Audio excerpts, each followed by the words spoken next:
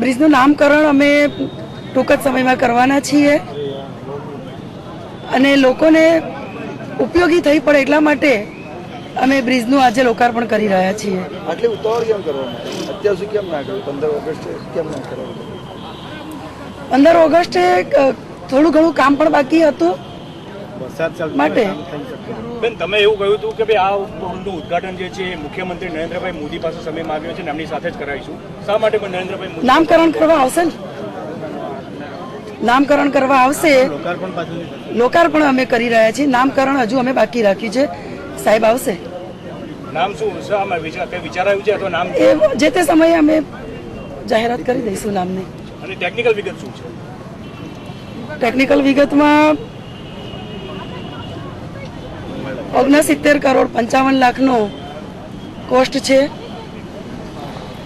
એની લંબાઈ 976.75 મીટર છે અને પહોળાઈ છે 10.50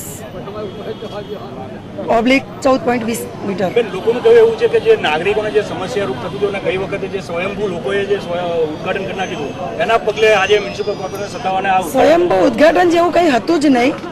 2-4 વ્યક્તિઓ આવીને અહીંયા અમારે જે બંદોબસ્ત કરેલો હતો એનો તોડફોડ કરીને એ લોકોએ અહીંયા અંદર પ્રવેશ કરી દીધો હતો અને તરત જ કમિશનર સાહેબની જાણમાં આવી અને તરત જ એમણે બંદોબસ્ત કરી દીધો. એટલે કોઈ બીજી કોઈ પણ વ્યક્તિ દ્વારા લોકાર્પણ થયું જ નથી.